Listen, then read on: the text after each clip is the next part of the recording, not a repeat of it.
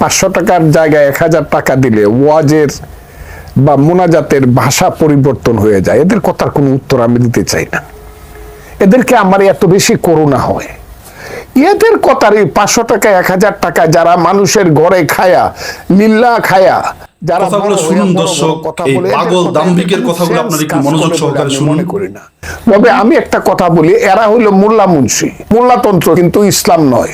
মোল্লাতন্ত্র চিরদিন ইসলামকে ছোট করে। বাংলাদেশে মোল্লাতন্ত্র হয়েছে আর ধর্মের নামে ব্যবসা শুরু হয়েছে। ধর্মের নামে যারা ব্যবসা করতেছে তাদের কথার উত্তর দিতে গেলে এই যে তারা হাজারে হাজারে জমা হয় সোহরাওয়ার্দী উদ্যানে কই থেকে। আমি আজকে পরিষ্কার ভাবে বলতেছি, মাদ্রাসাতে যারা লেখাপড়া করে এরা খুব সাধারণ গরিব ঘরের সন্তান, বেশিরভাগ অন্তত 96-7%। এই ছেলেপেলেরা কিছুই বুঝে না হুজুর ছাড়া। এরা থাকে মাদ্রাসায়, খায় লিল্লার টাকা, এরা মানুষের অনুদানে খায়। নারী নীতি করা যাবে না, নারী নীতি যারা লেখছে করছে এই নারীরা, আমি তো মনে করি যারা নারীকে, যারা নারী নীতিতে প্রগ্রেসিভ কথা বলে তাদেরকে যারা বেশ্যা বলে, এদের তো মায়ের পেটে জন্মগ্রহণ করা ঠিক হয় নাই। আমি তো মাকে বলবো এদেরকে পেটে ধারণ করো না মা। বা ইভেন মৌলানা মৌলভী সাহেবদের ঘরে যে মায়েরা বোনেরা তাদেরকে বলবো তোমরা এদের বাচ্চা পেটে নিও না। কতটা জঘন্য কথা দেখেন দর্শক, এই লোকের মন কতটা নিকৃষ্ট এবং কতটা জঘন্য হতে পারে। পরিষ্কার ভাবে বলতে চাই, না আসো তুমি ইসলাম চাও, শরীয়ত চাও, শরিয়া আইন চাও, দেশে প্রতিষ্ঠিত করতে চাও, কোরআনকে সংবিধান বানাতে চাও, আসেন ইলেকশনে। বাংলাদেশকে আজকে নতুন ভাবে পাকিস্তান বানাতে, না পাকিস্তানও তারা বানাতে, তারা এই দেশটাকে জঙ্গিদের একটা রাষ্ট্র করতে চায়, লাইক আফগানিস্তান। ঢাকা বিশ্ববিদ্যালয়ের থেকে একটা সিনিয়র মাদ্রাসা বানাইছে, এখন সব শেষ করে দিচ্ছে। এটাকে কি আমরা বাংলাদেশের সিনিয়র মাদ্রাসা বানানোর জন্য 1921 সনে সারা বাঙালি জাতির স্বপ্নে ঢাকা বিশ্ববিদ্যালয় হয়েছিল। যারা একদিন মাইক বাজায় গান বাজায় বিয়া করলে কইতো যে এই বিয়া সহি বিয়া হয় না, এটা এই বিয়ার সন্তান জারজ হবে। এই যে দেশ, এই দেশটা সৃষ্টি করার জন্য তো যুদ্ধ করি নাই। দর্শক, এই ছিল ভিডিওটি এবং এই ফজু পাগলার বক্তব্য সম্বন্ধে হচ্ছে বাংলাদেশের সম্মানিত আলেম সমাজ কিভাবে প্রতিবাদ জানিয়েছেন। আপনারা বাংলাদেশের আলেম সমাজের বক্তব্যগুলো শুনুন। এখানে কয়েকজন বাংলাদেশের সম্মানিত বড় বড় আলেমের বক্তব্য আছে। আপনারা আমার সাথেই থাকুন, শেষ পর্যন্ত দেখুন। দর্শক, আপনাদের অবশ্যই ভালো লাগবে।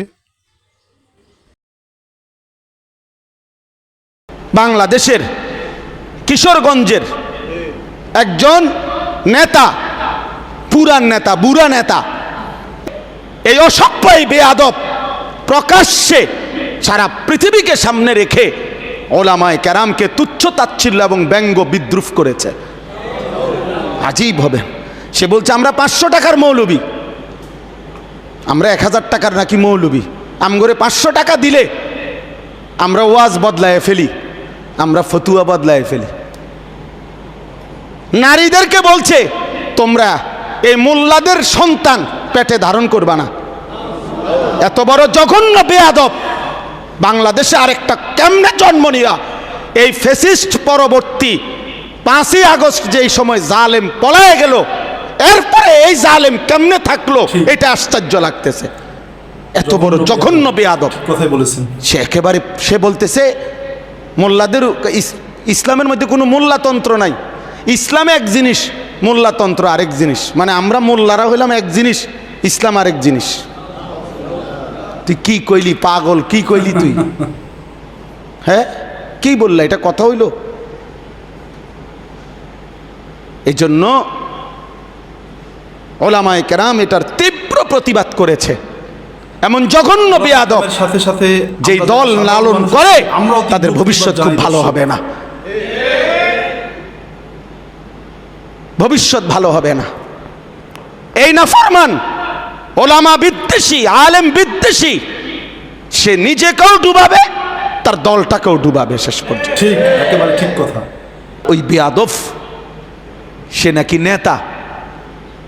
এই বেয়াদব পরিষ্কার বলতেছে, মুসলমান নারীদেরকে বলতেছে তোমরা মোল্লা মৌলবীর বাচ্চা পেটে নিবা না। এত বড় জানোয়ার মুসলমানের ঘরে জন্ম নিল কেমনে? এত বড় বেঈমান, কি পরিমাণ আশ্চর্য কথা, চিন্তা করে দেখেন। অতএব এই নতুন করে এই জঘন্য বেয়াদব যে আলেমদেরকে উপেক্ষা করলো, তুচ্ছ-তাচ্ছিল্য করলো, কিশোরগঞ্জের এই বেয়াদব ইনশাআল্লাহ বাংলাদেশে থাকতে পারবে না ইনশাআল্লাহ। ঠিক, দেখেন ইনশাআল্লাহ, ইনশাআল্লাহ আল্লাহই বেইজ্জতি করবে, অবশ্যই আল্লাহ আসমান ওয়ালাই বেইজ্জতি করবে ইনশাআল্লাহ। হুজু পাগলা উনি মনে করেছে আওয়ামী লীগের বিদায় হয়েছে, আমরা তো ক্ষমতায় চলে আসছি। হুজু পাগলাকে বলবো, মনে রাখতে হবে এই দেশে আওয়ামী লীগের কবর রচনা করার জন্য সবচাইতে বড় ভূমিকা আলেমরা পালন করেছে। অবশ্যই সবচেয়ে বড় ভূমিকা আলেমদের। যারাই কথা বলবে ঠিক। সে কোন দলের নেতা, কার উপদেষ্টা দেখার সময় মুসলমানদের হাতে না, জুতা পিটা করে নামিয়ে ছাড়বে। এই ফজু পাগলা বলেছে আলেমদের নাকি জ্ঞান বুদ্ধি নাই, এই জন্য নাকি নারী কমিশনের বিরুদ্ধে কথাবার্তা বলছে। নাউজুবিল্লাহ। এই দেশে যদি আলেম ওলামা না থাকতো তাহলে ফজু পাগলার গায়ে লুঙ্গি থাকতো না, থাকতো না। কথা বলে না কেন? এই দেশে আলেমরা না থাকলে ফজু পাগলা ল্যাংটা হয়ে রাস্তায় হাঁটতো, আর ফজু পাগলার ছেলে মেয়েরা ফজু পাগলাকে রাস্তায় জুতা দিয়ে পিটাইতো। আলেমরা আছে বলেই ফজু পাগলা স্বামীর সম্মান পায় বউর কাছ থেকে, আলেমরা আছে বলেই ফজু পাগলা বাবার সম্মান পায় ছেলের কাছ থেকে। সে আলেমদের ব্যাপারে বাজে কথা বলছে। আমরা তাকে খুব স্পষ্ট ভাষায়, পরিষ্কার ভাষায় বার্তা দিয়ে দিতে চাই, আলেমদের নিয়ে বিশুদ্ধার করার আগে পতিত স্বৈরাচারী শেখ হাসিনা এবং তাদের সাঙ্গ পাঙ্গদের ইতিহাস স্মরণ করেন। তারা গিয়েছে যেই পথে, এই ফজু পাগলা যাবে সেই পথে। ঠিক।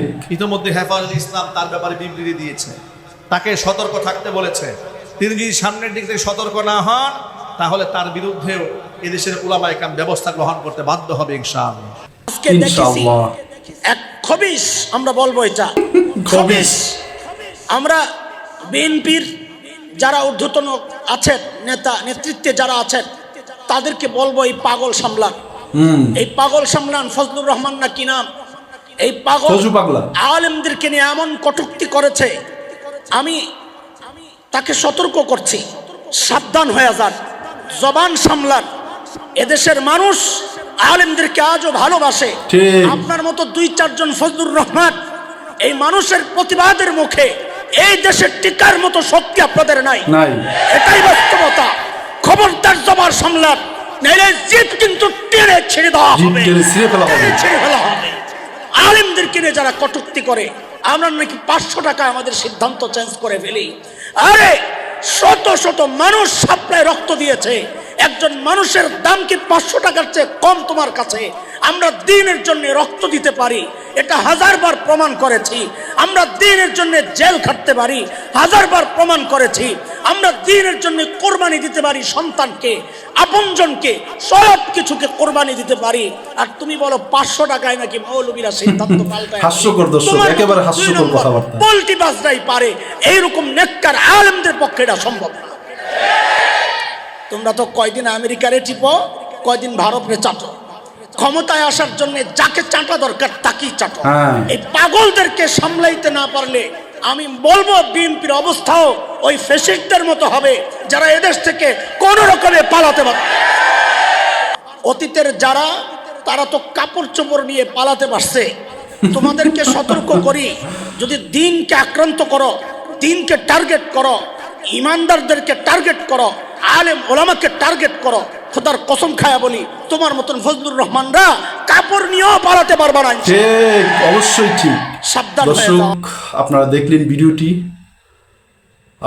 এই ফজু পাগলাকে নিয়ে আলেম ওলামাদের বিবৃতি। আপনারা দর্শক এই ফজু পাগলা সম্বন্ধে আপনাদের কি মতামত আমার কমেন্ট বক্সে অবশ্যই জানাবেন। ভিডিওটি যদি আপনাদের ভালো লেগে থাকে একটি লাইক দিবেন এবং আমার চ্যানেলটি সাবস্ক্রাইব করে আমার পাশে থাকবেন, যাতে করে নতুন কোনো ভিডিও আপলোড দেওয়া মাত্র চলে যায় আপনার কাছে। ভালো থাকবেন। আসসালামু আলাইকুম ওয়া রাহমাতুল্লাহ।